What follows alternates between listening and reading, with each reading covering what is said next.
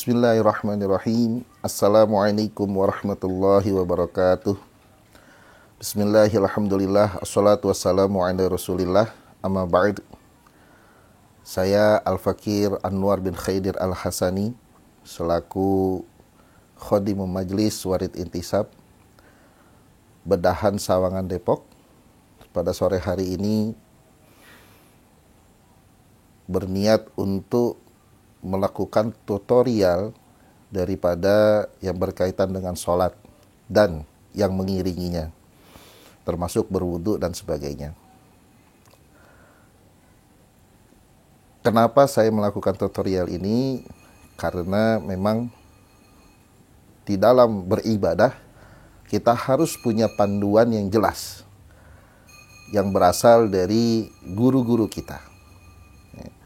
Al-Fakir juga belajar dari guru Al-Fakir yang bernama Kiai Haji Bagus Muhammad Asif Bahruzain bin Kiai Haji Bagus Zainal Arifin dan beberapa guru Al-Fakir yang lainnya. Al-Fakir langsung melihat kepada beliau-beliau, dan guru Al-Fakir mempunyai guru lagi yang bernama Abuya Muhammad Dimyati Cidahu Banten, dan juga Syekh Muhammad Arwani Amin Kudus, di antara guru-guru beliau. Artinya semua ibadah yang berkaitan dengan sholat harus dilakukan ala sabili riwayah, atas riwayat.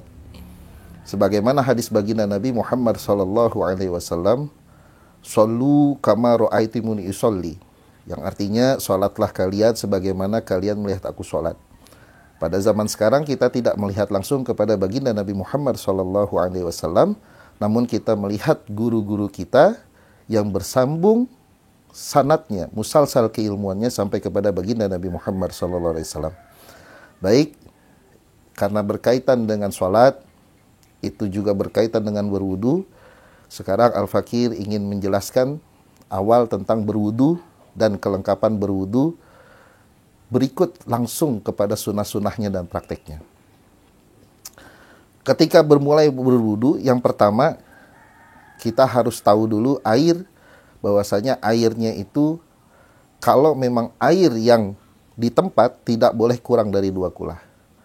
Namun karena kebanyakan kita di Indonesia ini airnya menggunakan air yang mengalir atau air keran, maka itu sudah cukup dengan air yang mengalir. Ya, air mengalirnya juga sudah cukup untuk berwudu. Ketika di awal berwudu, yang pertama itu adalah sunnah membasuh kedua telapak tangan. Ya, ini awal membasuh kedua telapak tangan sambil membaca Bismillahirrahmanirrahim sebanyak 3 kali. Bacaannya cukup sekali. Lengkapnya adalah syahadat asyhadu alla ilaha illallah wa asyhadu anna muhammadar rasulullah. Kemudian Allahumma sholli ala sayyidina Muhammad wa ala ali sayyidina Muhammad. Kemudian astaghfirullahaladzim. Kemudian bismillahirrahmanirrahim. Nah, disinilah niat pertama kali dengan lisan. Nawaitul wudu ali raf'il hadatsil asghari fardolillahi ta'ala. Niat dengan lisan pertama kali ketika kita membasuh telapak tangan sampai ke pergelangan tangan. Ini sunnah, dan niat pun dengan lisan itu sunnah. Kemudian yang kedua, kita mengambil air, ya, lalu dimasukkan ke dalam hidung dan mulut bersamaan, yang disebut dengan istinsyak. Dihirup dengan mulut dan dengan hidung bersamaan sebanyak 3 kali.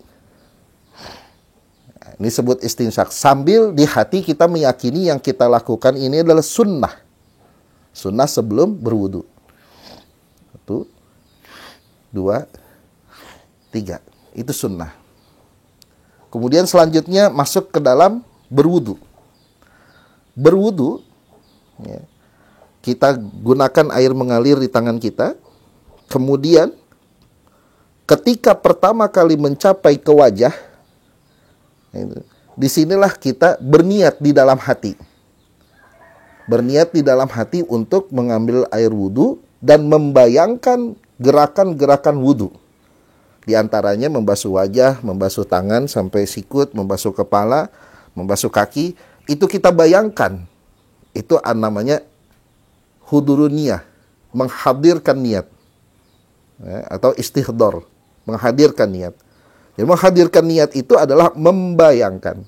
Waktunya kapan? Ketika pertama kali air sampai ke wajah. Ya. Entah di sini atau entah di sini, intinya air pertama kali sampai ke wajah, di sini kita berniat membayangkan gerakan wudhu seluruhnya. Mulai dari wajah, tangan, kepala, kaki. Ya. Dan membasuh wajah berbarengan dengan niat tersebut, hukumnya wajib. Itu rukun. Niat sambil membasuh wajah. Seperti ini. Niat sambil membasuh wajah. Batasan wajah adalah tempat ujung rambut kita tumbuh sampai ke ujung pangkal leher untuk atas dan bawah. Yang kedua, anak telinga kanan dan anak telinga kiri yang kecil. Nah, ini adalah batas dari wajah. Namun di dalam prakteknya kita menggunakan sunnah itu dilebihkan. Wajah ketika itu niat, menghadirkan niat di hati, kemudian kita mengusapnya sampai terkena telinga kita. Praktiknya ini. Dan sunnah untuk mengusap-ngusapnya. Sunnah untuk mengusap-ngusapnya. Dan untuk perempuan, rambut-rambut yang ada tumbuh di depan anak telinga, ini semua harus basah. Karena ini bagian dari wajah. Tidak boleh membelangkangkan rambut sehingga tidak terkena air wudhu ketika membasuh wajah. Harus masuk ke dalam pembasuhan wajah untuk perempuan yang tumbuhnya rambut di depan anak telinga.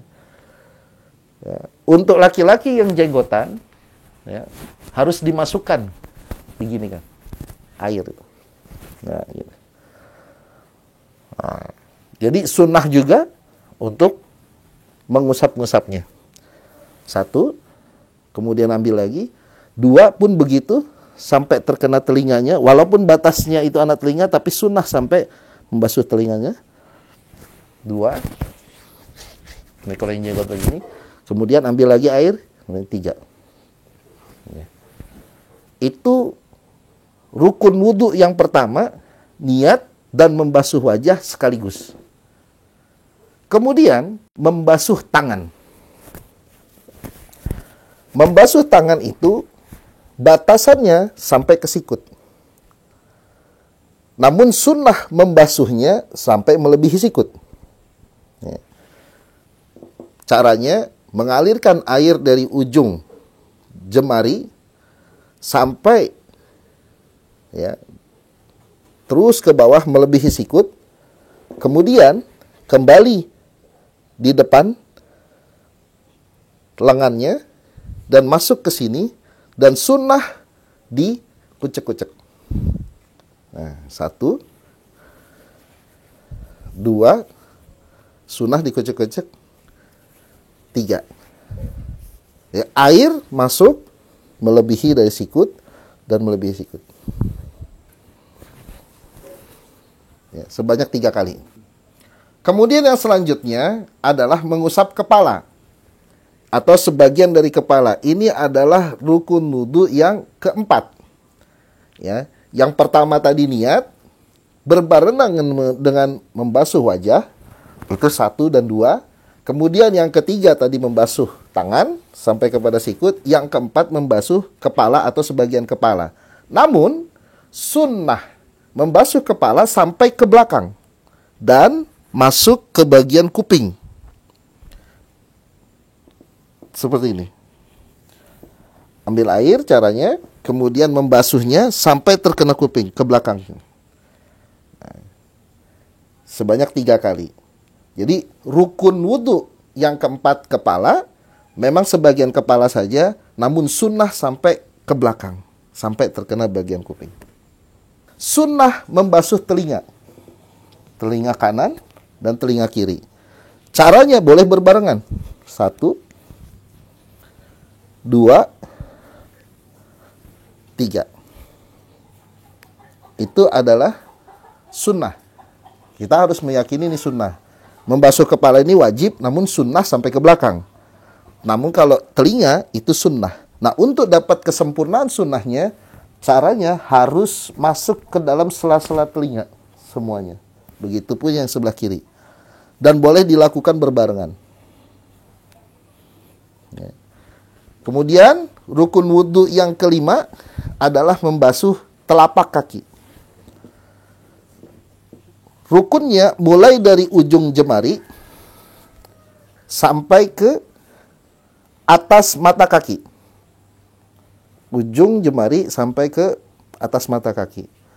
Caranya, air mengalir di telapak.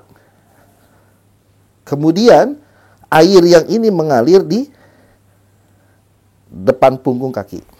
Ini semua harus kena. 1, 2, 3. Dan sunnah juga memasukkan sela-sela jari kaki dengan jemari kaki. Sunnah memasukkan sela-sela. Sebagaimana tadi sunnah memasukkan ke sela-sela jari tangan. Sama. Begitupun yang di sebelah kiri. Itu rukun wudhu yang kelima. Kemudian yang terakhir, rukun wudhunya harus tertib. Tidak boleh tidak tertib.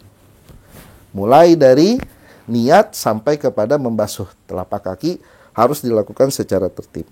Dan sebelum video ini Al-Fakir akhiri, Al-Fakir ingin menyampaikan bahwasanya sunnah kita membaca doa setelah berwudu dengan lafaz asyhadu an la ilaha illallah wa asyhadu anna Muhammadan abduhu wa rasuluh. Allahumma ja'alni minat tawabina wa ja'alni minal mutatahhirina wa ja'alni mina ibadikas sholihin. Wa sallallahu ala sayyidina Muhammadi wa ala alihi wa sahbihi wasallam. Doa ini diakhiri dengan sholawat, yang artinya sholawat ini akan menjadi pengunci dari ibadah berwudu tersebut. Bagaikan memasukkan pahala ibadah berwudu ke dalam sebuah peti, dan peti ditutup kemudian dikunci, dan insya Allah pahala ini akan terjaga hingga yaumil qiyamah. Tidak seperti amal ibadah yang lain, apabila amal ibadah tersebut dilaksanakan kemudian ada riya atau hal yang menggugurkan pahala yang lainnya, maka bisa jadi pahala tersebut menjadi hilang. Namun untuk berwudu, apabila dilafadzkan dengan doa dan ditutup dengan sholawat seperti tadi, maka pahalanya akan terjaga hingga yaumil qiyamah. Demikian yang Al-Fakir sampaikan. Mohon maaf atas segala kekurangan. Wassalamualaikum warahmatullahi wabarakatuh.